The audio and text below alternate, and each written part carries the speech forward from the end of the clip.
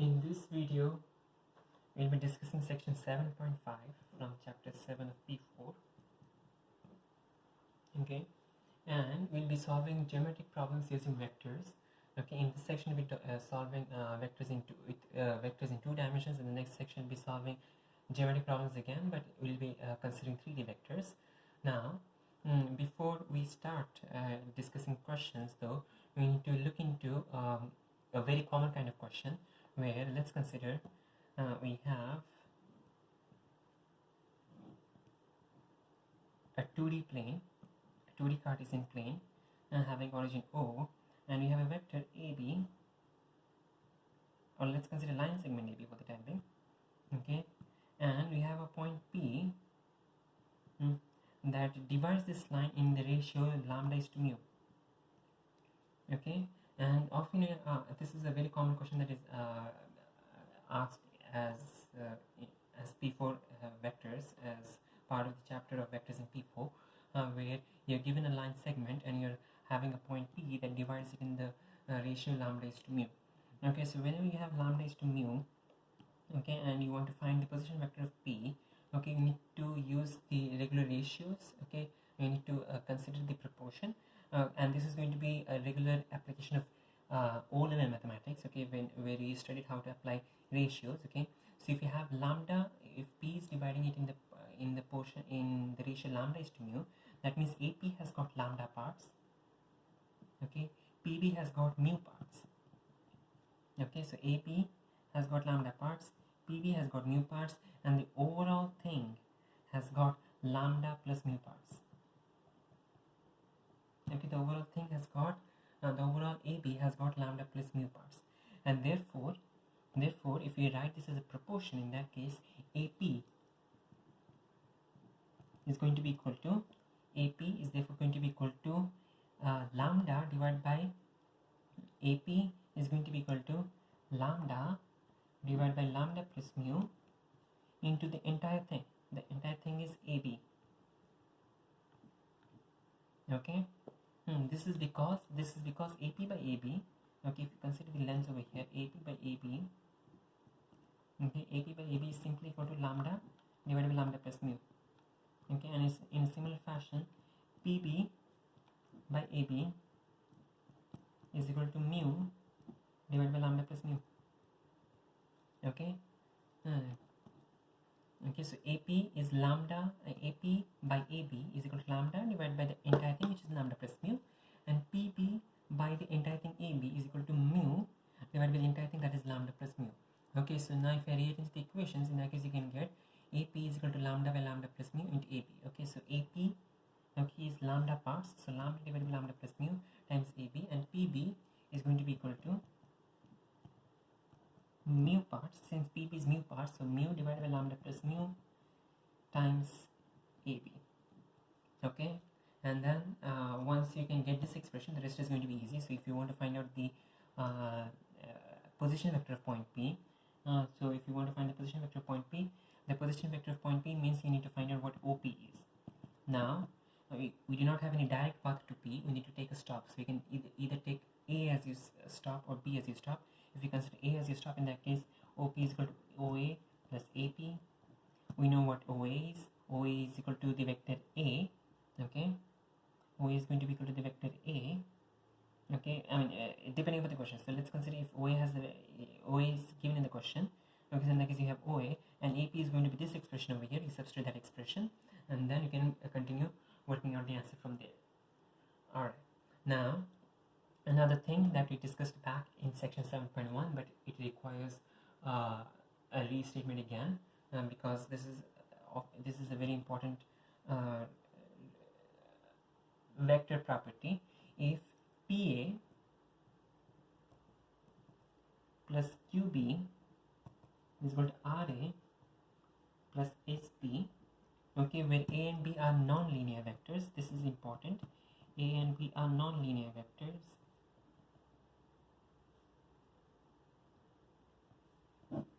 Okay, we're talking about 2D vectors over here. So in the case of 2D vectors, okay, if PA plus QB is equal to RA plus SB, where A and B are non-linear vectors, in that case P is is equal to R and Q is equal to S. Okay, P is equal to R and Q is equal to S. Okay, and this is only possible if A and B are non-linear vectors. Now let's consider an example of linear vectors where this is not going to work out. Let's say that if A was equal to I plus j, if A was I plus j and B was 2i plus 2j, okay, and we have, if P is equal to 2, let's say that P was 2 and Q was 1, okay, in that case 2i plus j plus 2i plus j plus 1 times 2i plus 2j is equal to R times I plus j plus S times 2i plus 2j. Okay, now this equation is satisfied if R is equal to 2 and S is equal to 1, but the thing is, because I plus j and 2i plus 2j are linear vectors, and by linear vectors we mean that they are parallel, okay, by linear vectors we mean that they are parallel, so in this case A and B should be non-parallel vectors. Okay, only if A and B are non-parallel vectors, in that case P is directly R, P is the same as R and Q is equal to S, we have the simple relationship. But over here notice that I plus j and 2i plus 2j are parallel vectors. Why are they parallel? Because B can be written as the scalar multiple of A. If you can write this in this form, if you can write any vector as a scalar multiple of the other vector, in that case they are definitely parallel to each other. Okay, so 2 times I plus j means B is equal to 2 times A, and therefore they are both parallel to each other. Now R is equal to 2, S is equal to 1 does work out. Okay, so if R is equal to 2, S is equal to 1 does work out. But if you notice, because these two are parallel to each other, other values of R and S are also going to work out. So let's say if R is equal to 4, S is equal to 0, this also works out. Okay, if R is equal to 3, S is equal to half, that also works out. If R is equal to 0, S is equal to 2, that also works out. Okay, and if R is equal to 1, S is equal to 3 by 2, that also works out. Other values are also going to work out. So there are so many different ways that R and S are going to work out over here. If you can plug in each of this and try to see that both of them are actually going to be equal. Okay, irrespective of irrespective of which combination of R and S you choose. In this case, these all are correct. These all answers are correct to this particular equation over here. And this is possible because I plus j and 2i plus 2j are both parallel to each other. Okay, over here, if we want only this relationship to be correct, because the first one is coefficient 2, the second one is coefficient 1. If you want R to be equal to 2 and S to be equal to 1 and nothing is to be correct, in that case these two vectors need to be non-parallel vectors. Okay, so this is going to be this relationship, okay, where P equals R and Q equals S is only going to be true if we have non-parallel vectors. Now, before we continue the examples though, let's consider another fact. Okay, the definition of bisecting. Okay, again this is a very common question that comes as part of vectors in P4 mathematics. Okay, bisecting basically means that you have two equal parts of the same of a particular line. So if let's say that we have a line AB, and we have a point P, okay, and you say that P is bisecting the line AB, it basically means that P is dividing AB into two equal parts. Okay, if P is bisecting the line AB, in that case P is dividing AB into two equal parts. In other words, this length, okay, the length of AP is the same as the length of PB. Okay, the length of AP is equal to the length of PB, or in other words, the vector AP is equal to the vector PB. Okay, because they're both equal in length and they're also in the same direction. Okay, and so that is the meaning of the point that P bisects the line AP. And now let's consider an example.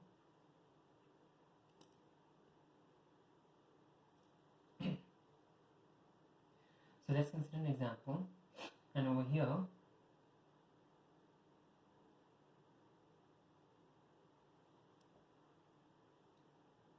let's consider example 4.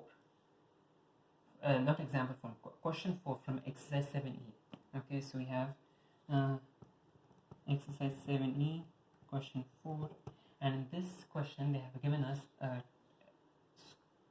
square OABC as a square.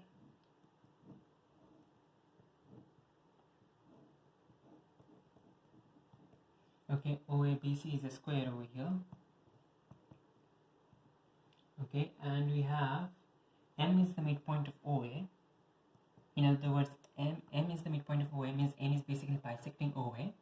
Okay, and we have Q dividing BC in the ratio 1:3. So Q is over here, and it is dividing BC in the ratio 1:3. So if BQ is one part, in that case QC is going to be 3 parts. Okay, so Q is dividing BC in the ratio 1:3, or if BQ is one part, in that case QC is 3 parts. Okay, and AC and MQ. Okay, we have a line AC and you have a line MQ, and this are meeting at the point P. Okay, and then the question says that if OA is equal to A, OA is equal to the vector A, and OC is the vector C, we need to express OP in terms of A and C. Okay, so let's OP. Okay, now OP, let's see how can you express OP. Okay, the first thing, notice OP, we definitely do not know the direct route from OP, so we'll definitely be taking the help of several of our other points, okay, that are present in the figure. Okay, but we need to find out the position vectors of some of the vectors between some of the other points as well. Okay, so let's first write down the relationship. So over here we have OP, and we do not have a direct route from O to P, so we'll take the help. Let's consider from O to M and from M to P. Okay, or you could take the route from O to A and then from A to P. Okay, so let's consider from O to A till A to P. So we have OA plus AP. Okay, either of the routes are going to work as long as we can finally get to the answer. Okay, what matters is the final answer, and as long as you can use any method, it does not make a difference which route you use. Okay, so here we have OP is equal to OA plus AP. We do know OA because OA is simply A. Okay, so we do know what OA is. What about AP? We do not have a direct relationship between AP. Okay, so we do need a help. Okay, and who is going to help us here? Okay, we have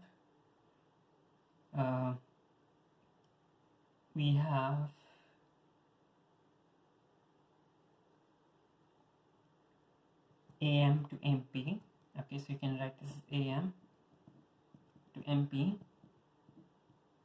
Okay, what is AM? We know that AM is going to be half times the length of OA, but it is in the opposite direction to OA. Okay, because OA is moving from O to A, but AM is moving in the other direction.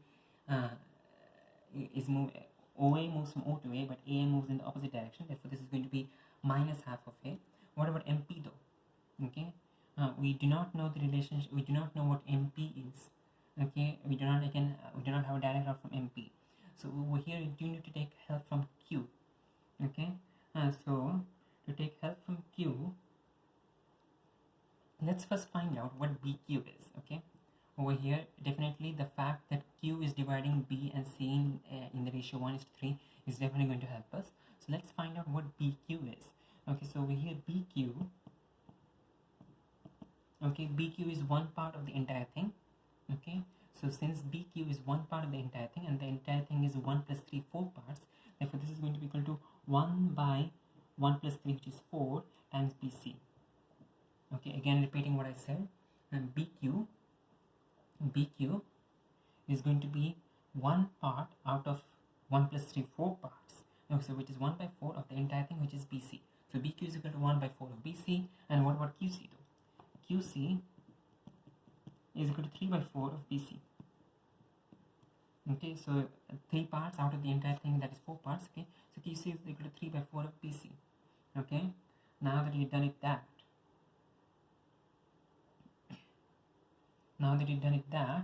let's try to write down equations in 2 different ways. Okay, let's try finding out what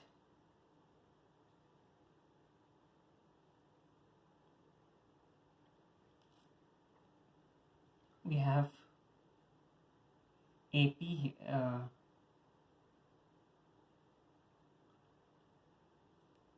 yeah, let's do it this way. Let's try writing down the equation for P in 2 different forms. Okay, so OP, in the first version we're going to write OP as OM plus MP. In the second version we're going to write OP is equal to, so in the first one we took OM to MP as the route. In the second one we're going to take OC to CQ to QP as the route. Okay, so OC plus CQ plus QP as the route. Okay, in both the cases you're supposed to get the same answer because they're both starting from O and ending at P. In the first one you took M as the stop, in the second one you took the first stop at C and the second stop at Q. Okay, so let's write down what OM is. OM is equal to half of A. OM is equal to half of A. Do you know what MP is? We do not know what MP is. Okay, so let's leave MP for the time being as it is. Okay, now over here OP is going to be equal to OC. OC simply C. What is CQ? Okay, CQ is going to be equal to the negative of QC. Okay, so CQ is going to be equal to the negative of QC, which is equal to minus, and QC is equal to 3 by 4 of BC. Okay, and BC, if you notice, is actually minus A. Okay, so BC is equal to minus A because the side BC and the side OA, since this is a square, side BC and side BC and side AO are actually both parallel to each other. So if OA is A, in that case BC is minus A. Therefore, BC is minus A. This is going to be 3 by 4 of minus A, which is minus 3 by 4A. That is QC. But over here, do you know the negative of that? So minus or minus is going to become plus 3 by 4A. And finally, we have got QP.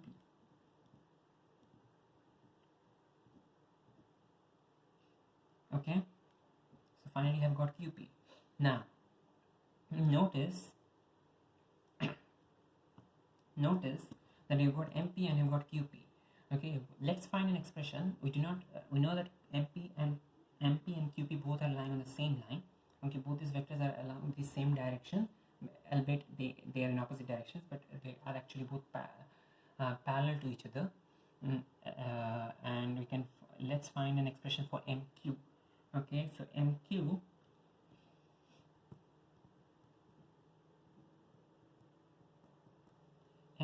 is going to be equal to MQ is going to be equal to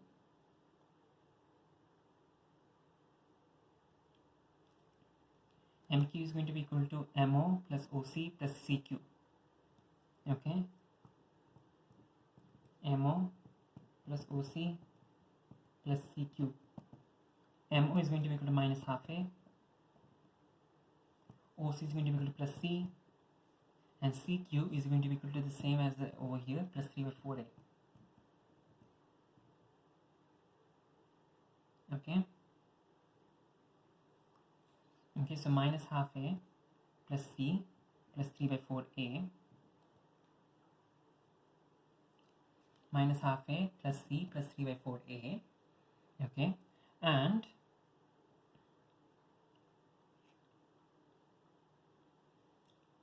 MQ is written as minus half C A plus C plus 3 by 4A because you took that out from MO. This OC, this CQ. Okay, now let's consider the point QP over here. Okay, QP can also be written in terms of MP as well.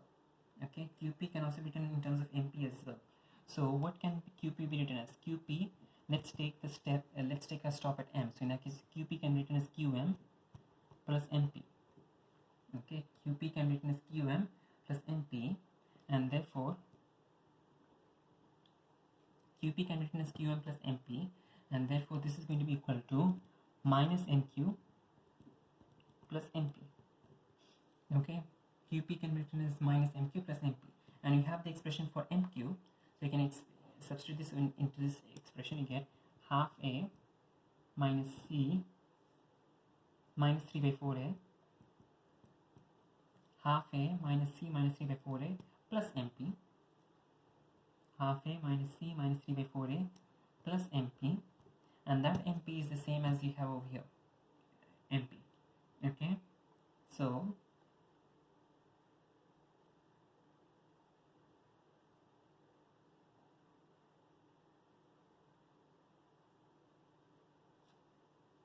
yeah, if you do substitute this expression over here, you'll actually end up at the same expression that you have over here. Now let's consider OA plus AP over here. Okay, so we took two routes, okay, OP and OP. Okay, and in the first one we took OM to MP, and the second one we took OC to CQ to CP. And if you substitute this expression over here, you'll notice that this expression actually simplifies to OP is equal to C plus 3 by 4A plus this expression.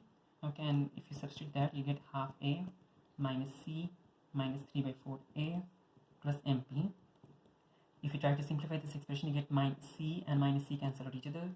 3 by 4A minus 3 by 4A cancel out each other. We get half A plus MP, which is the same as this expression. In other words, we actually ended up back where we started. Okay, so having these two expressions are not helping us. Okay, in the first expression we took the stop at M, in the second expression we took the stop at C and Q, but at the end we actually ended up at the same expression, half A plus MP. So this route is definitely not the route and not the correct route to help us find out what P is, what the position vector for P is. So now let's consider, okay, in the first one, in these two expressions we took OM to MP, and in the second one we took QP. So in other words, we were both on the same line. We took MP and PQ. Okay, in this attempt, we'll try to use the diagonal AC, okay, to help us. Okay, so what is AC? Okay, AC is equal to, AC is simply equal to AO plus OC. AC is simply equal to AO plus OC, and AO is equal to minus OA, which is minus A, and OC is C. Alright, so AC is equal to minus A plus C.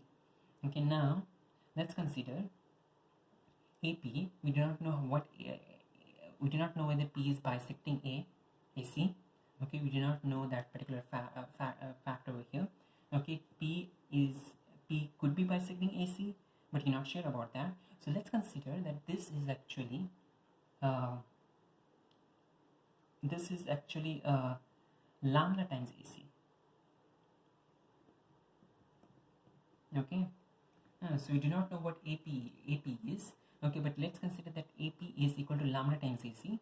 Okay, and this is going to be true because AP and AC are both pointing in the same direction, so they are both definitely parallel to each other, and therefore they're going to be scalar multiples of each other.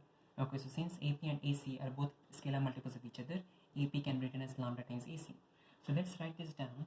Okay, let's write this down as OP. Okay, we considered OP is equal to OA plus AP in this particular very first expression. So you're going to take that same stop. Okay, now we're going to in this case you're taking the stop at A rather than at M. OA plus OP. Okay, and this expression, when you simplify, you get OA, okay, is equal to A, and AP. Okay, AP, we do not know what AP is. We do not know what AP is in terms of C and A, but you do know that AP is equal to lambda times AC. Okay, and you know what AC is. AC is equal to minus A plus C.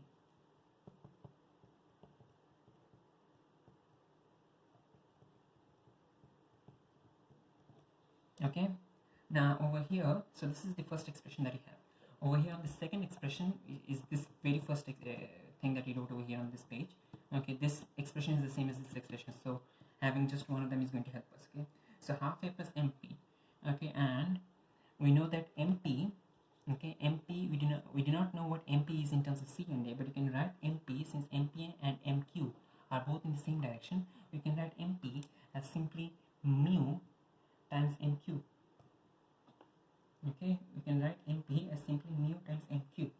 Okay, so half a plus mp can be written as half a plus mu times mq.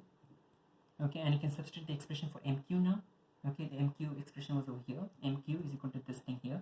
So you can substitute the expression for mq here, and thus this is going to be equal to half a plus mu times mq. Mq is going to be equal to minus half a plus c plus 3 by 4a. Okay, now notice you have two expressions for OP. We're going to equate them to each other. Okay, so now we have to, this is an expression for OP which we found by using OA and AP, and this one is the expression for OP which we found using OP and MP. Okay, and we substituted lambda times AC and mu times MQ. Okay, where lambda and mu are constants we do not know yet. And now since we got this expression, we're going to equate them to each other. Okay, so we have a plus lambda times minus a plus c is equal to half a plus mu times minus half a plus c plus 3 by 4a. Okay, now let's collect like terms together. Okay, we have a and c on both sides of the equation. So let's definitely collect the like terms together. On this side we have a minus lambda a plus lambda c is equal to half a minus half mu a plus mu c plus 3 by 4 mu a. Alright, a minus lambda a plus lambda c is equal to half a minus half mu a plus mu c plus 3 by 4 mu a. Alright, let's get the terms together. On the left hand side we have 1 minus lambda the whole times a, 1 minus lambda the whole times a plus lambda times c is equal to half minus half mu plus 3 by 4 mu. Minus half mu plus 3 by 4 mu is the same as 1 by 4 mu. Okay, so half plus 1 by 4 mu times a plus mu c. Okay, so on the left hand side we had 1 minus lambda the whole times a plus lambda times c is equal to half a plus minus half mu plus 3 by 4 mu, so that becomes half plus half or 1 by 4 mu times a plus mu c.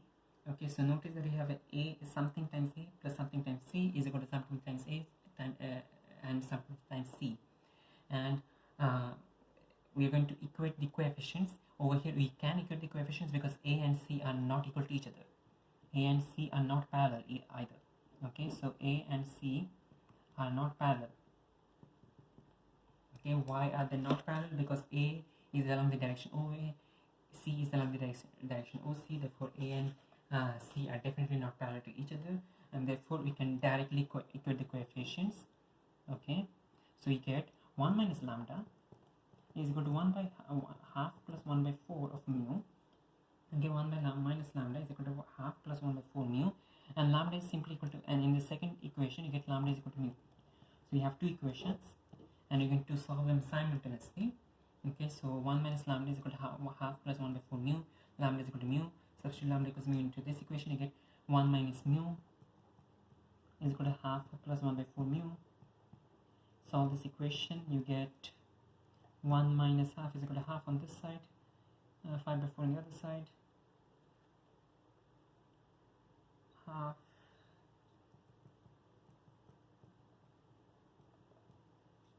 Alright, that's the value for mu, and lambda, since lambda is equal to mu, from the first equation you get, from the second equation actually you get lambda is also equal to 2 by 5. Okay, so you got the value for mu and lambda. Substitute this back into either this one or this one. Okay, and then you can find the overall expression for OP. Now this expression looks more complex. Okay, and because we do have a lot many terms over here. Okay, this expression looks a bit complex. In that case, let's just substitute this equation, this expression for the value for lambda, and you can find out. Okay, so OP, we are finally getting to the answer.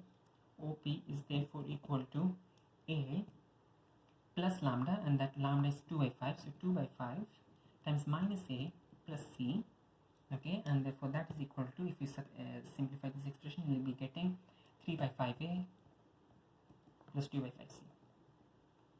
That's your final answer.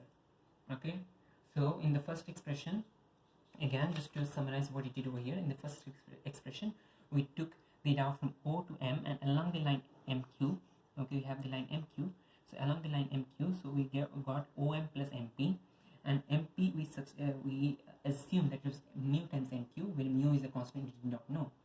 And in the second part, we took OA to AP, OA, and from from A to P, so OA AP, and we assumed that AP is lambda times AC, because they're both along the same line, but we did not know the value for lambda. Okay, we got two expressions for OP. We equated them to each other. We found the value for lambda and mu, and then using the value for lambda and mu, you can substitute one of this. It does not matter. You do not need to use both of them. You can use one of them, and then finally find the answer for the position vector for P. Alright, now the second part of this question is asking to prove that P divides AC in the line 2:3. Okay, so we have, again, back over here, okay, we have back this line over here, so P is dividing the line AC in the ratio 2:3. Okay, so AP should be 2 parts, PC should be 3 parts. Okay, so P is dividing the line AP, P is dividing the line AC in the ratio 2:3. So actually this part is going to be easier because we actually have all the answer already. So OP is equal to 3 by 5A plus 2 by 5C. Okay, now what is AP?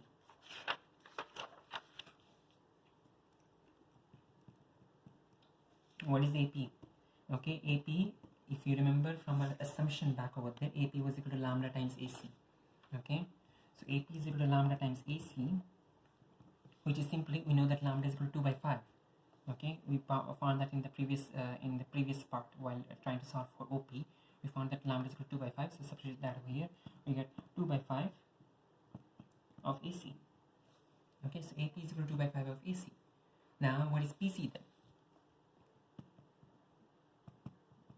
Okay, what is PC then? Okay, PC is the other part, so AP is this part, PC is the other part of the line. Okay, so what is PC? PC, we can take the stop at A, PA, let me just leave this over here. Okay, PA plus AC. Okay, and we know that PA is equal to minus AP, which is minus 2 by 5C, minus 2 by 5 AC, and AC can be simply written back as AC, and therefore this is equal to 3 by 5 of AC. Okay, so notice that AP is 2 by 5 of AC, PC is 3 by 5 of AC, therefore AP modulus is to PC modulus, PC magnitude, AP magnitude and PC magnitude. When you take the ratio, this is going to be equal to 2 by 5 AC magnitude is to 3 by 5 AC magnitude. AC magnitude can cancel out each other. Divided by 5 can cancel out each other, and therefore this ratio simply simplifies to 2:3. Or in other words, AP is to PC is equal to 2:3, or P divides the line AC in the ratio 2:3. Alright, so this part was simple compared, because we already got the answer for previous part. We did the major work in the previous part, so as a result, finding the answer over here was actually easy. Now let's consider question number 5.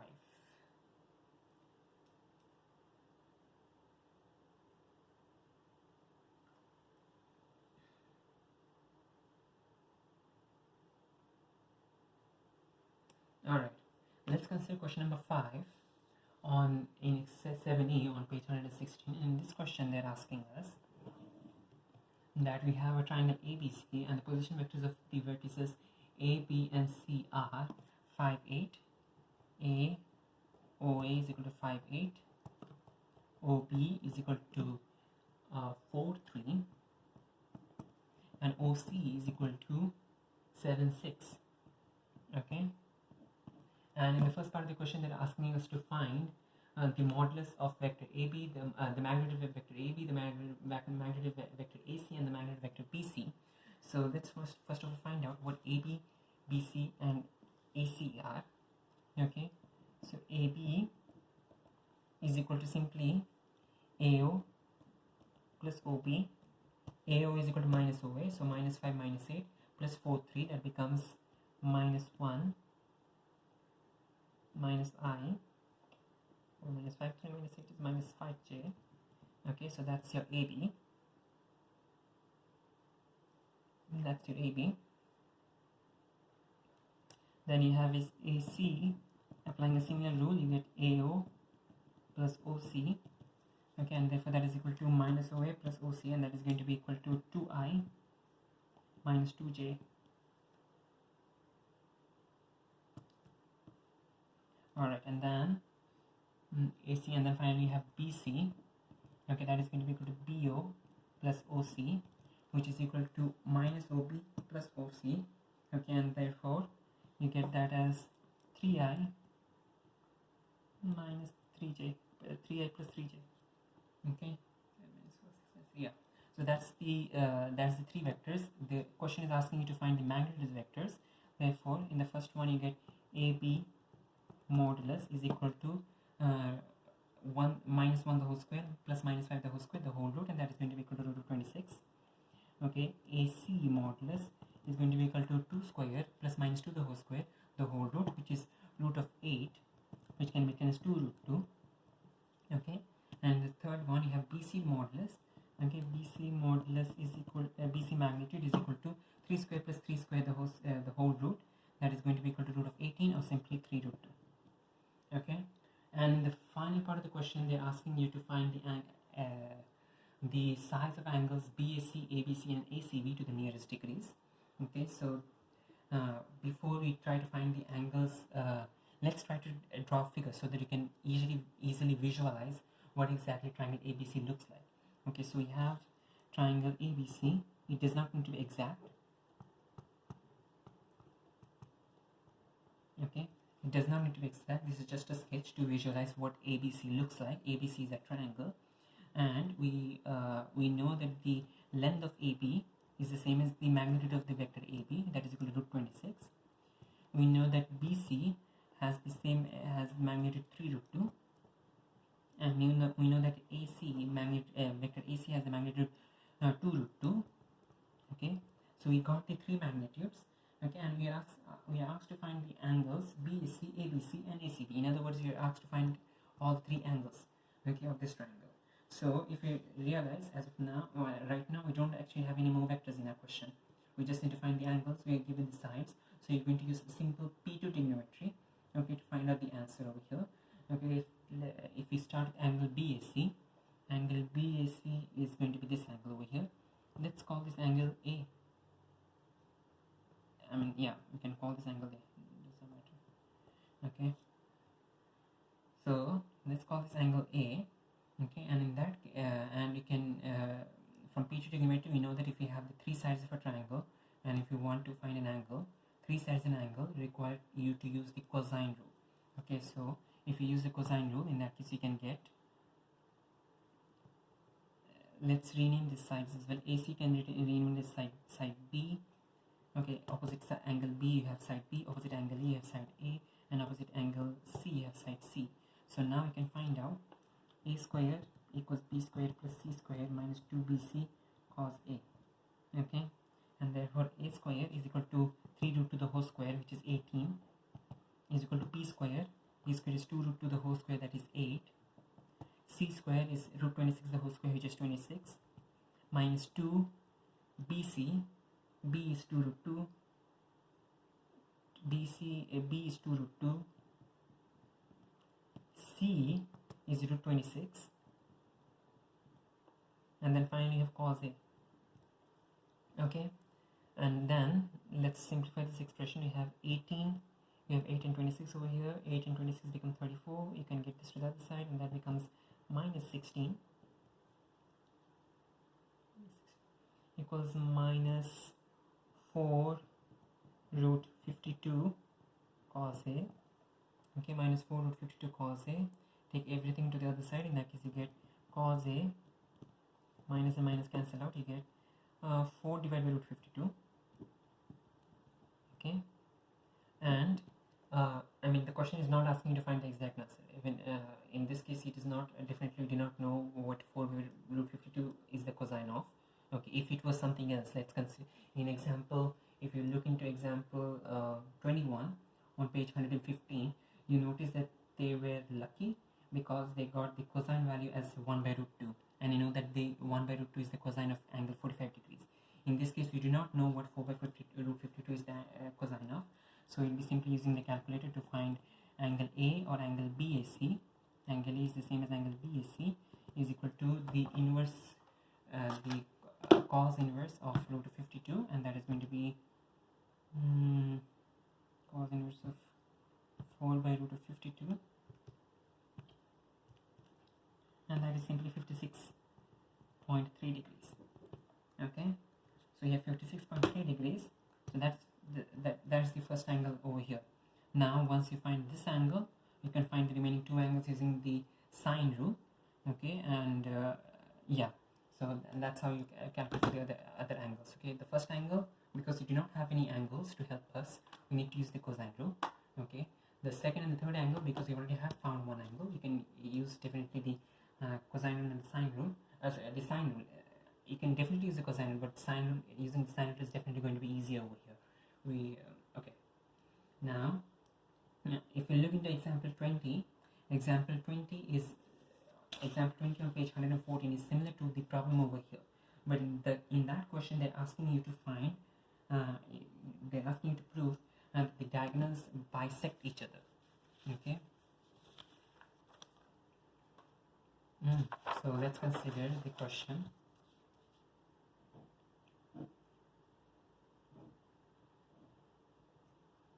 Okay, so we have OA, BC, and you have this. We have the diagonals, and the diagonals are intersecting at the point P, and to prove that the diagonals are bisecting each other.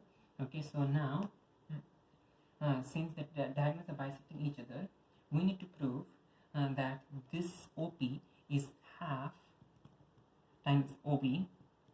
Okay, half OB is equal to half OB, and PB is half of PB. Okay, I mean, you can prove only one of it. It does not matter, because if this one is half of OB, that is definitely half of OB. Okay, so proving just one side is going to be enough. Okay, but if you prove that half of OB is OP, that proves only that P is bisecting OB. We didn't. The question is asking that P is bisecting both the diagonals, and by both the diagonals we mean that we also need to discuss AC as well. So if you talk about AC, in that case you need to prove at least that AP is equal to half of AC. Okay, and OP is equal to half of OB. Okay, so this is what you need to prove. Now when you start the question though, okay, since this is what you need to prove, that OP is equal to half of OB and AP is equal to half of AC, when you're starting the question you need to assume, okay, that AP is equal to lambda times AC, because we do not know what lambda is. If we knew what lambda is, in that case the question would not have asked us to prove the value for half. Okay, and OP is equal to mu times OB. Okay, again we are using mu because if we did know what mu was, okay, mu is in reality half. Okay, if we did know what mu was, in that case the question would not have asked us to solve this question. So if you notice the example, in the example they used the route from OC to CD to find P. Okay, and that was the first route. Okay, they used OC plus CB to find they used OC and CB. Okay, that was the first route that they used, OC plus CB, and that is called OB. Okay, so OC plus CB, let's work this out. OC plus CB is equal to OB. Okay, and that is equal to in the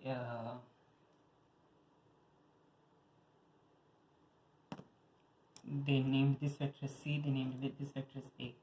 Okay, so OC plus CB is simply equal to C plus A. Okay, therefore what is OP then? OP is equal to mu. OP is therefore equal to mu times C plus A. Okay, now in a similar fashion, what is AC then? AC is equal to AO plus OC, which is equal to minus A plus C. Then what is AP? AP is equal to half, not half. We do not know what half is, so we do not know the relationship. That is lambda times AC. So lambda times minus A plus C. Okay, so lambda times minus A plus C. Now lambda times minus A plus C. So that's AP, and over here we have OP. Okay, now let's find another expression for OP. Okay, because that was how we did in the previous expression in the previous question that we solved. Okay, now let's find out OP. OP is equal to OA plus AP, which is simply OA is A, so that is A, and AP is equal to lambda times minus A plus C. Okay, now we have two expressions for OP. One is over here that uses AP as your help, and one is over here that uses OP as your help. Okay, in the first one, OP is helping us to find out the position vector for OP, position vector for P. In the second one, AP is helping us find out the position vector for P. You get two expressions, equate them. Okay, collect the like terms, collect the vector A terms, collect the vector C terms, then equate both the vectors. Notice that A and C are not parallel to each other, therefore if you equate them, the coefficients should be equal to each other. Once you equate the coefficients, you get two simultaneous equations, and then once you solve the simultaneous equations, you will notice that lambda is equal to half, mu is also equal to half. So since lambda is equal to half, AP is equal to half times AC, therefore P is bisecting AC. Since mu is equal to half, OP is equal to half times OB. In other words, P is bisecting OB as well. Okay, we need to prove for both the diagonals over here.